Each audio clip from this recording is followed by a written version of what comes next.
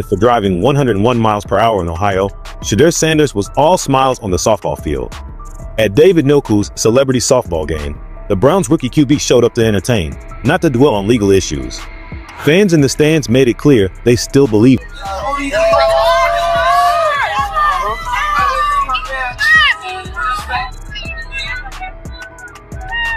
Oh!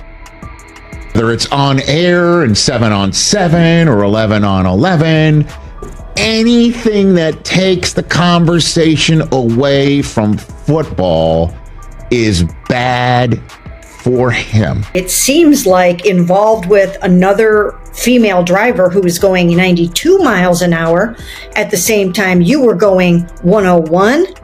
That's reckless behavior, in my opinion. That's reckless behavior. It's dangerous, and I don't care what anybody says. That is not what you want from your rookie quarterback. He's talking about overall in life. You know, I made some wrong choices personally, and I got owned up to him. I made some, not great choices. He's saying that because he's a accountable person. I learned from the real people. I learned. It's not. He don't be doing that. I learned.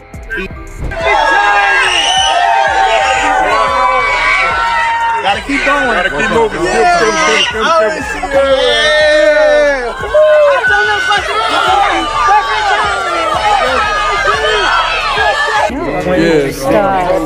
You have quite the following.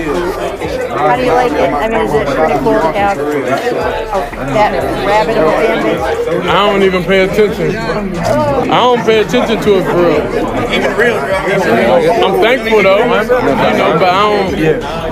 but I focus on the main thing. Picture this. Just 48 hours after the internet exploded with criticism, after respected journalists called him reckless and immature, after driving citations threatened to derail his rookie season before it even began, Shedeur Sanders stepped onto a softball field and did something absolutely nobody saw coming. What happened next didn't just silence the critics, it completely flipped the script on everything they thought they knew about this young quarterback. I'm talking about a moment so powerful, so unexpected, that even the harshest voices in sports media are scrambling to rewrite their narratives right now. You see, when news broke that Shedeur was clocked doing 101 miles per hour in Ohio, the vultures circled fast. Rich Eisen didn't hold back, essentially saying anything other than football practice was a distraction. Mary Kay Cabot went even harder, questioning his maturity and leadership potential. The headlines were brutal. Rookie QB shows poor judgment. Sanders' attitude problem resurfaces. Is Cleveland's investment already a mistake? But here's what those critics didn't expect, and what's about to blow your mind completely. Instead of hiding from the spotlight, instead of issuing some generic PR apology and disappearing until training camp, Shedeur Sanders made a choice that reveals everything you need to know about his character. He showed up to David Njoku's celebrity softball game, and what happened there is going to change how you see this entire controversy. I've been covering sports for years, and I've seen how young athletes crumble under this kind of pressure. I've watched promising careers derail because players couldn't handle the heat of public scrutiny. But what Shedeur did at this softball game, it's not just impressive, it's a masterclass in leadership that veteran players twice his age struggled to execute. The crowd was electric, but you could feel the tension too. Everyone was watching, waiting to see how he'd handle himself. Would he look defeated? Would he play it safe and keep a low profile? Would the criticism have gotten to him? What happened instead was pure magic. And I'm not just talking about his performance on the field, though that home run he crushed was absolutely spectacular. I'm talking about something deeper, something that reveals why the Browns were smart to draft him, why his teammates already respect him, and why all those critics might have just made the biggest mistake of their careers. The young fans in the stands weren't chanting criticism, they were chanting his name. "You're my first QB for Cleveland," one kid shouted, and you could see something shift in Shedeur's eyes. This wasn't just about softball anymore. This was about proving that champions don't hide from adversity, they transform it into fuel. By the end of this video, you're going to understand why this softball game might be the most important moment of Shedeur Sanders' young career. You're going to see footage that the mainstream media doesn't want you to see, hear statements that completely change the narrative, and witness a level of composure that's going to make you question everything you thought you knew about handling pressure in professional sports. Let me take you inside the media firestorm that erupted when Shedeur Sanders' speeding citation became public knowledge. This wasn't just any traffic ticket. We're talking about a rookie quarterback, the face of a franchise, caught doing 101 miles per hour at 12:45 a.m. in Ohio.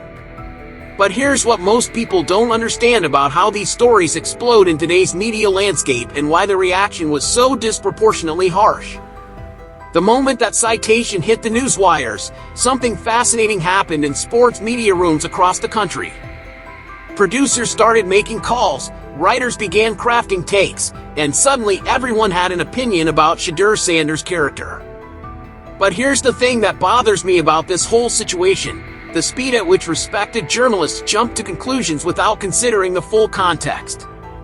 Rich Eisen, a guy I've always respected for his measured takes, came out swinging hard. On his show, he didn't just criticize the speeding. He essentially declared that anything Shedeur did outside of football practice was now a liability. Anything other than training or practicing right now is going to go against him, Eisen said, painting a picture of a distracted, unfocused rookie who didn't understand the gravity of his position. But here's where Eisen's take reveals something troubling about how we evaluate young athletes. He connected this single incident to draft position, suggesting that Shedeur's attitude was why he slipped to day 3. Think about that logic for a second. We're taking one traffic violation and using it to justify an entire narrative about character and work ethic. That's not journalism, that's storytelling designed to fit a predetermined conclusion. Mary Kay Cabot took it even further, and this is where the coverage crossed a line from criticism into character assassination. She didn't just report the facts, she painted a picture of reckless endangerment, suggesting Shedeur was racing another driver. "This is not what you want from your quarterback," she declared, as if this single moment defined his entire potential as a leader. What struck me most about Cabot's coverage was the timing emphasis, 12:45 a.m. She made it sound like being out past midnight was somehow evidence of poor judgment. But let's be real here, we're talking about a 22-year-old man in the prime of his life. The idea that professional athletes should be home by curfew every night is not just unrealistic, it's a standard we don't apply to any other profession. The most frustrating part of this entire media circus was how quickly it became about everything except the actual incident. Suddenly, we were relitigating his college career, his draft position, his family background, his social media presence. One speeding ticket became a referendum on whether he deserved to be in the NFL at all. But here's what none of these critics anticipated: Shedeur Sanders wasn't going to play their game.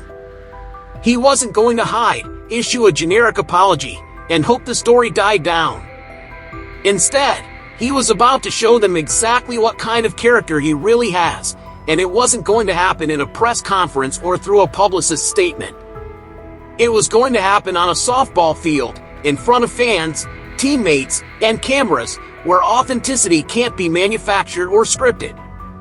The atmosphere at David Njoku's celebrity softball game was unlike anything I've seen at a charity event.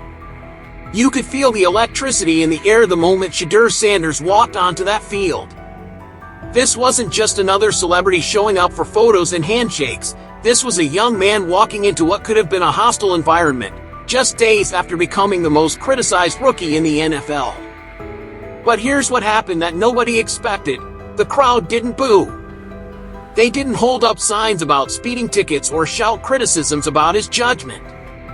Instead, something beautiful unfolded that reveals everything you need to know about the disconnect between media narratives and real fan sentiment. The first sign that this day was going to be special came when Shedeur stepped into the batter's box. A young kid in the stands, probably no more than 10 years old, cupped his hands around his mouth and shouted at the top of his lungs, "You're my first QB for Cleveland." The entire section erupted in cheers, and you could see something shift in Shedeur's demeanor. This wasn't about proving critics wrong anymore. This was about not letting down the people who believed in him. What happened next was pure poetry in motion. Shedeur took his stance, and you could see the focus in his eyes. This wasn't casual celebrity softball. This was a man who understood that every swing, every play, every interaction was being watched and judged.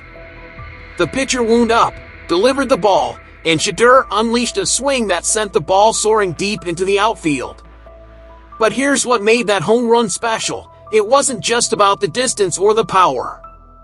It was about the timing, the context, the statement it made.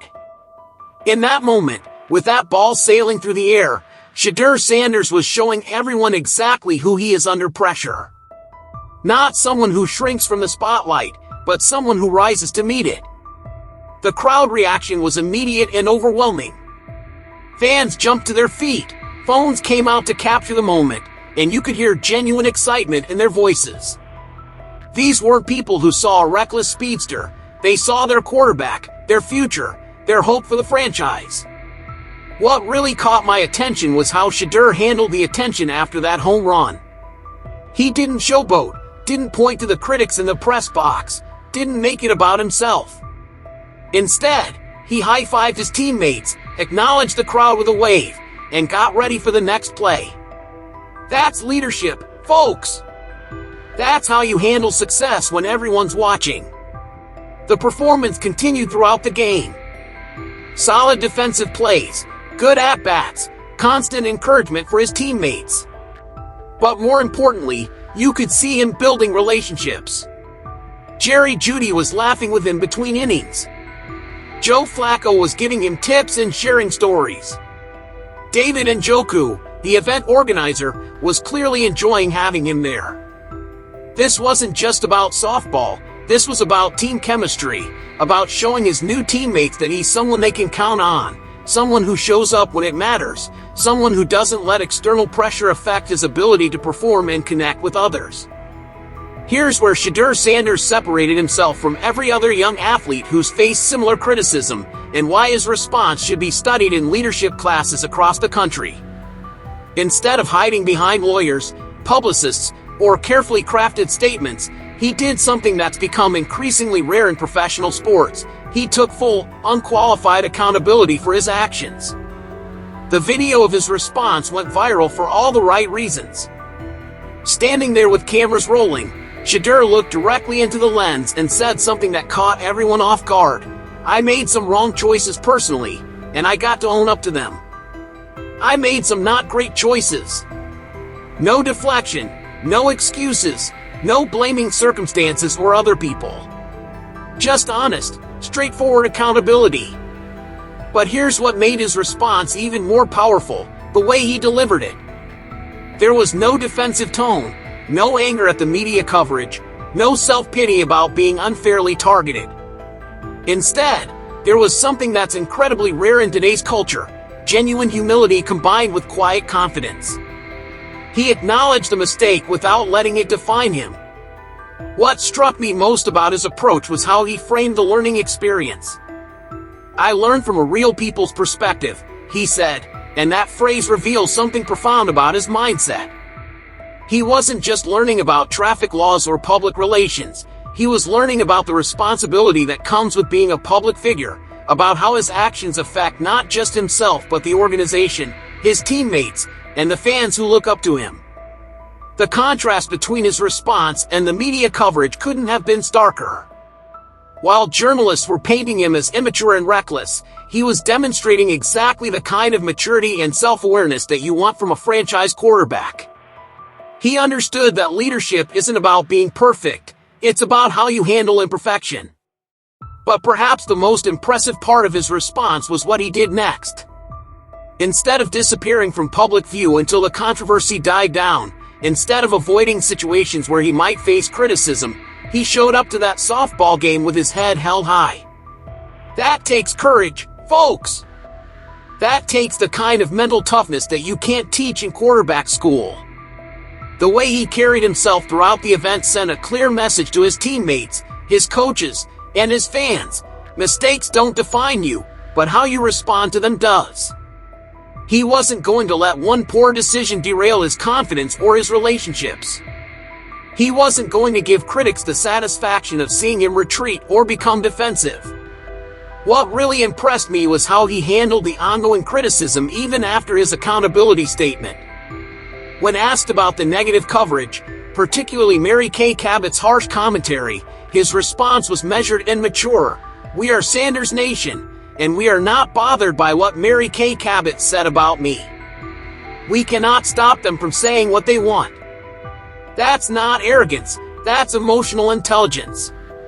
He acknowledged the criticism exists, refused to let it consume him, and focused on what he could control: his preparation, his relationships, and his performance.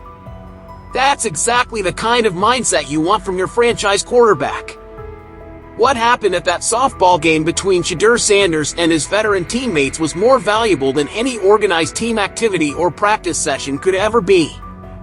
This is where we saw the real magic happen, not in the home run or the crowd reactions, but in the quiet moments between plays where championship teams are actually built. Let me paint you a picture of what authentic team chemistry looks like. It's Jerry Jeudy walking over to Shedeur between innings, not because cameras were rolling or because it was expected, but because he genuinely enjoyed the conversation. It's Joe Flacco, a quarterback with over a decade of NFL experience, taking time to share stories and offer advice to the rookie who might eventually take his job. That's not something you can manufacture or force. That's organic respect being built in real time. The significance of these relationships cannot be overstated. In the NFL, veteran acceptance isn't given, it's earned.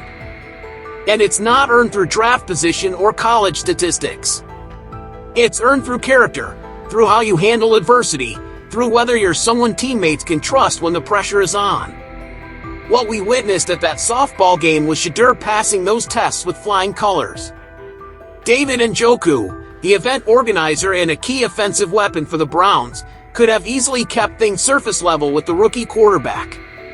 Instead, you could see genuine enjoyment in their interactions. Njoku wasn't just tolerating Shedeur's presence, he was actively including him, making sure he felt part of the group, treating him like a teammate rather than just another celebrity guest. But here's what made these interactions even more meaningful. They happened in the immediate aftermath of the speeding controversy. These veterans had every reason to keep their distance, to avoid being associated with negative headlines, to wait and see how things played out. Instead, they embraced him. That tells you everything you need to know about how they view his character and his potential as a leader. The body language throughout the event was telling. Shedeur wasn't trying to prove himself or force conversations. He was relaxed, natural, genuinely enjoying the company of his teammates. That's confidence, but it's also emotional intelligence, understanding that relationships are built through authentic connection, not through trying to impress people.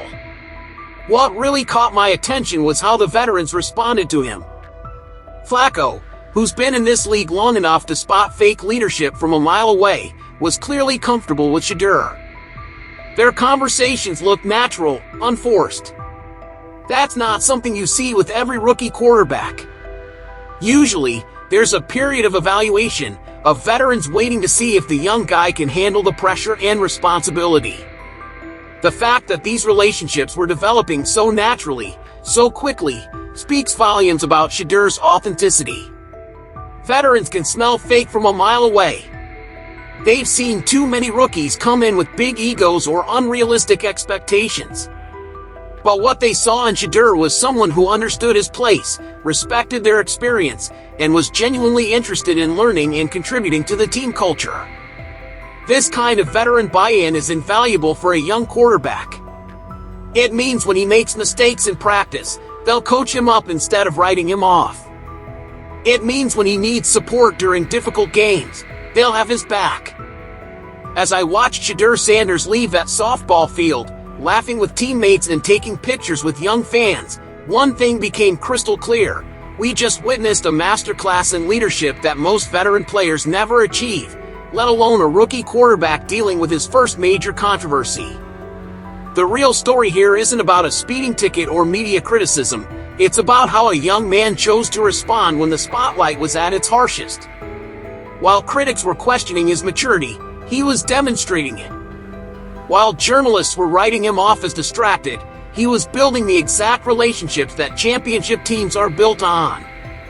While the noise was loudest, he stayed focused on what actually matters. But here's what I think is the most significant takeaway from this entire situation. Shedeur Sanders just showed the Cleveland Browns organization, his teammates, and the entire NFL exactly what kind of leader he's going to be. Not someone who hides from adversity, but someone who transforms it into opportunity. Not someone who lets criticism define him, but someone who uses it as motivation to prove his character. The way he handled this controversy, taking accountability, maintaining his composure, showing up when he could have easily stayed home, building relationships with veterans, connecting with fans, that the way he handled this controversy, taking accountability, maintaining his composure, showing up when he could have easily stayed home, building relationships with veterans, connecting with fans, that's not just good public relations. That's authentic leadership in action, and it's exactly what you want to see from your franchise quarterback when the pressure is on. Think about what this means for the Browns organization. They invested in a young quarterback who many questioned, who slipped in the draft partly due to perceived attitude concerns. But what they're seeing now is a player who doesn't crumble under pressure. He rises to meet it.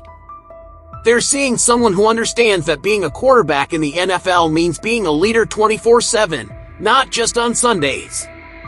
The veteran acceptance we witnessed at that softball game is going to pay dividends when training camp starts.